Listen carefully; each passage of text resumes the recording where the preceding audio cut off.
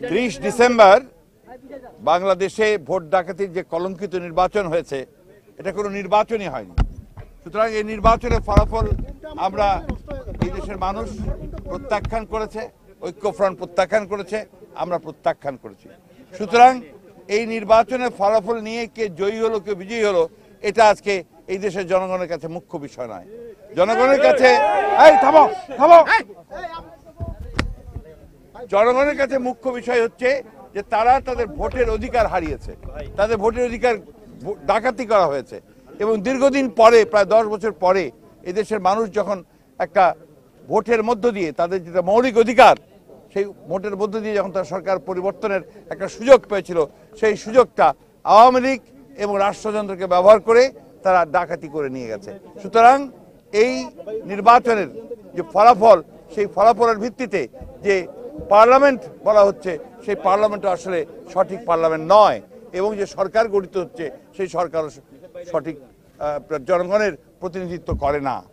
আমরা আগেই বলেছি যে এই নির্বাচনকে আবার আপনার বাতিল করতে হবে, ফলাফল বাতিল করতে হবে এবং পুনরায় একটা নির্দলীয় সরকারের, নিরপেক্ষ সরকারের অধীনে একটা নির্বাচন অনুষ্ঠান করে জনগণের সরকার প্রতিষ্ঠা করতে হবে।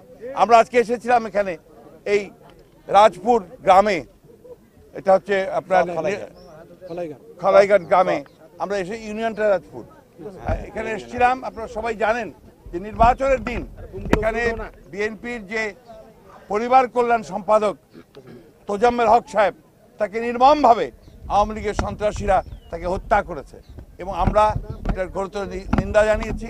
আমরা আজকে এসেছিলাম তার এই কবর জিয়ারত করতে, তার পরিবারকে সমবেদনা জানাতে, তাদের পাশে দাঁড়াতে, এই কথা বলতে যে আজকে সমগ্র বাংলাদেশের মানুষ এই পরিবারটির পিছনে, এই ব্যক্তির পিছনে রয়েছে। এরকম যারা অসংখ্য মানুষ নিহত হয়েছেন, আহত হয়েছেন, তাদের সকলের সঙ্গে আজকে ঐক্যফ্রন্ট নেতারা, কর্মীবৃন্দ সবাই একাত্মতা ঘোষণা করছে। একই সঙ্গে আমরা আজকে এখানে এসেছি যে এই পরিবারটির প্রতি আমাদের সমবেদনা জানানোর সঙ্গে সঙ্গে সারা দেশে জনগণের মাঝে এই কথা বলার জন্য যে গণতন্ত্রের জন্য সংগ্রাম করে এখন পর্যন্ত কারাগারে রয়েছেন দেশনেত্রী বেগম খালেদা জিয়াকে মুক্ত করে, জনগণকে মুক্ত করে, গণতন্ত্রকে মুক্ত করে আমরা অবশ্যই আমরা জনগণের সরকার প্রতিষ্ঠা করব। উপজেলা নির্বাচনে অংশগ্রহণ করবেন ভাই, এই প্রশ্নগুলোর প্রশ্নই উঠে না এখন।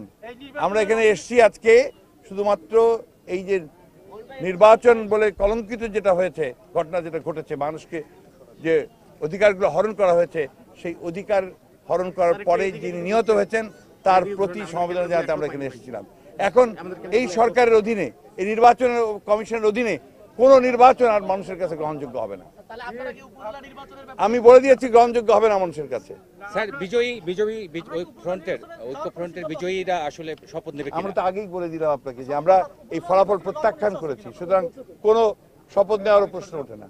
পরবর্তী কোনো কর্মসূচি স্যার? ভাই, এই সমস্ত ব্যক্তিগত প্রশ্ন এখন করবেন না, ফর গডস সেক।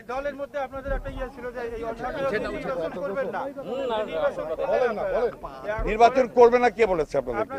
আমরা কখনই বলি যে সরকারের অধীনে নির্বাচন, আমরা দাবি ছিল সেটাই পূরণ, কিন্তু আমরা জনগণের দাবিকে প্রতিষ্ঠা করার জন্য, গণতন্ত্রকে মুক্ত করার জন্য, দেশনেত্রী বেগম খালেদা জিয়াকে মুক্ত করার জন্য আন্দোলনের অংশ হিসাবে আমরা নির্বাচনে অংশ নিয়েছিলাম। কিন্তু দুর্ভাগ্য আমাদের যে আওয়ামী লীগ তার রাষ্ট্রযন্ত্রকে ব্যবহার করে জনগণের সেই ভোটকে ডাকাতি করে নিয়ে গেছে।